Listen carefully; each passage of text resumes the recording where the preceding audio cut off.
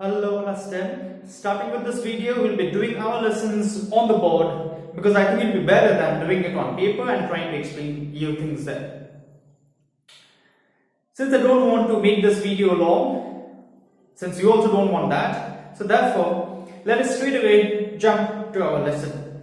As you can see written on the board, the topic that we are going to start is sound. Now we all know that sound is a form of energy. There are so many different forms of energy, out of which sound is one of the forms. So, and thereby, we start by saying that sound is a form of energy and it travels in the form of a longitudinal wave. Now, all this while we have been depicting waves this way.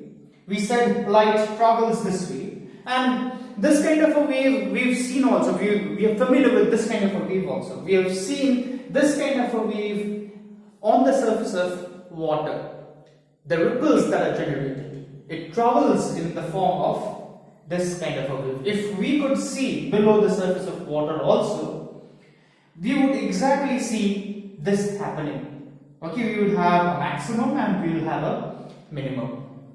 So, light also travels in this kind of a form, and this kind of a wave is what is called a transverse wave. But our topic of discussion, that is sound, does not travel in this fashion.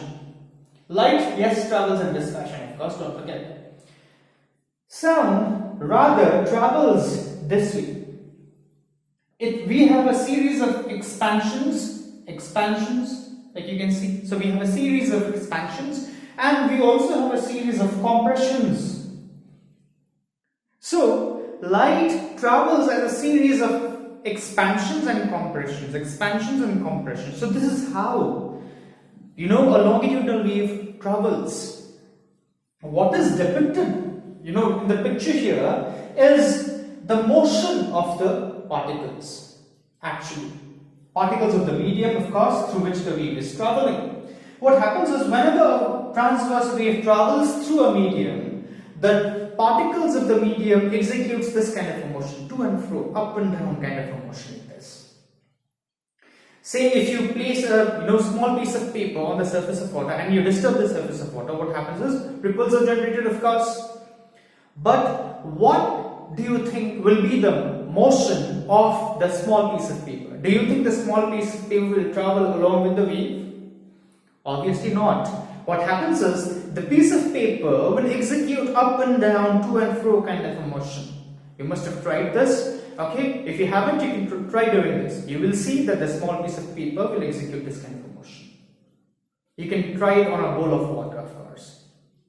But in case of longitudinal waves, what happens is the particles of the medium, they execute again to and fro motion, but this way, along the horizontal like this. The particles will execute to and fro motion like this.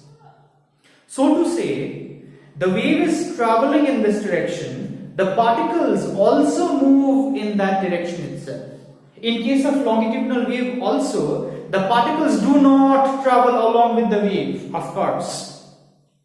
Okay, also in longitudinal wave, the particles do not travel along with the wave, but they execute motion in the direction of the wave itself like this.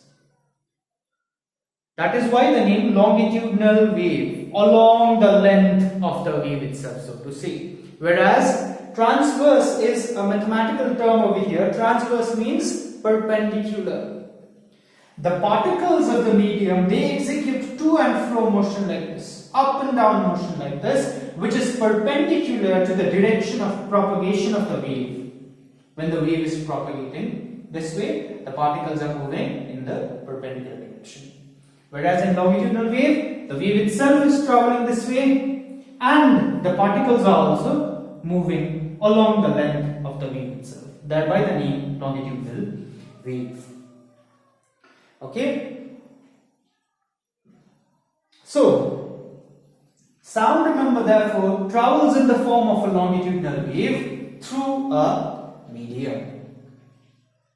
Let us therefore this is how you can define sound, by the way. Okay, this is how you can define sound. Let us very quickly now look at the differences or distinction between sound and light.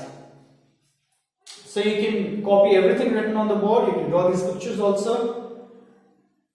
You can pause the video and do that, okay? Because I'm erasing it now. So very quickly, we look at the distinctions between light waves and sound waves. So let us start with sound, and on the other hand we have light. The first distinction is it is a mechanical wave, and we've all learned that light is an electromagnetic wave. Now let us try to understand what this mechanical wave means. Mechanical waves are those waves which requires a material medium to travel. Material medium like air or gas or liquid, or could be a solid. So to say, mechanical waves, they cannot travel in vacuum, remember. Whereas electromagnetic waves, they do not require a material medium to travel. They can travel in vacuum also. Of course they can travel in a material medium, but it's not necessary for electromagnetic waves that there should be a material medium, because they can travel in vacuum also. Whereas mechanical waves, they cannot travel in vacuum. Understand that clearly. So that is what is meant by a mechanical wave.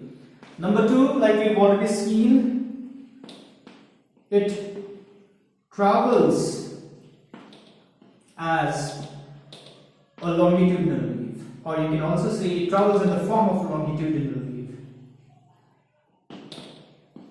This is for our sound. And for light, it travels in the form, it travels as a transverse wave. It travels as a transverse wave. Number three, we can write its speed. Let's talk about its speed. Its speed in air is 340 meters per second, and its speed in air, also in vacuum, don't forget, is 3 into 10 to the power 8 meters per second.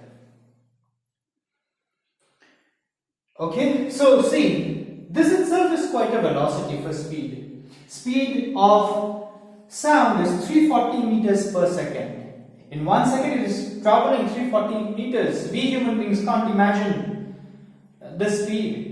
The fastest human being, Usain Bolt, so far, he traveled 100 meters in about 10 seconds, 9 point something seconds, 9.59 or something seconds, but let's take that to be 10 seconds.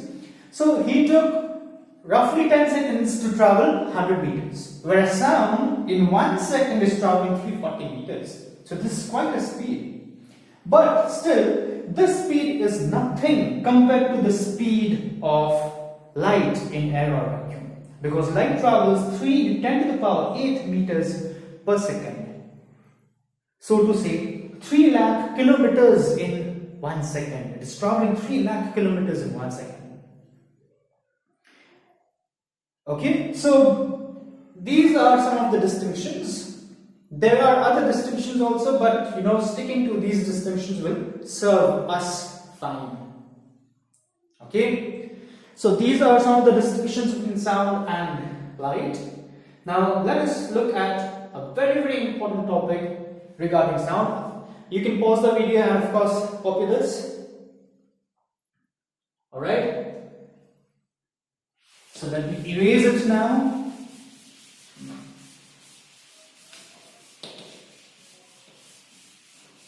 And let us start a very important topic, which is called an echo.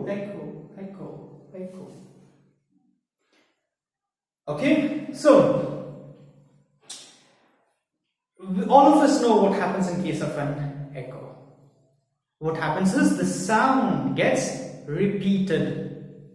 Therefore, we can write, if we have to define it, we can say it is the repetition of sound. It is the repetition of sound. Now, what is the cause of the repetition of sound? The cause of repetition of sound, mind you, is reflection of sound waves. Now, we know light being a wave, it undergoes reflection and refraction. Likewise, remember, sound waves also undergoes reflection. Okay, so this repetition of sound happens because of reflection of sound. So we can say it is the repetition of sound due to reflection of the sound waves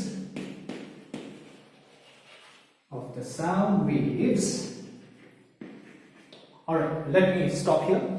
So we are saying that echo happens because of reflection of sound. But inside this room also, I am generating or producing sound. There are walls in here. Okay, so reflection of sound is happening inside this room also. Alright, but why don't we hear an echo inside this room? The reason we don't hear an echo inside this room, although reflection of sound is happening, is because, mind you, there needs to be a certain amount of distance. It has to be a minimum of 70 meters of distance between the producer of sound or the source of sound and the reflector. Okay, now since there isn't a distance of 70 meters between me and the walls of this room here, so therefore we are not hearing an echo. Okay, so we can therefore write it is the repetition of sound due to reflection of sound waves from a distant huge object like a hill. A building could be a building or a wall, simply a wall. So this is how you can define an echo, remember. It is the repetition of sound, it is the phenomenon of repetition of sound also you can write, which happens due to reflection of sound waves from a distant huge object like a hill, building or a wall. So this is how we define an echo. Now, let's look at the conditions for echo to be heard. So the conditions for an echo. Let me just see what the time is like. Time lapse.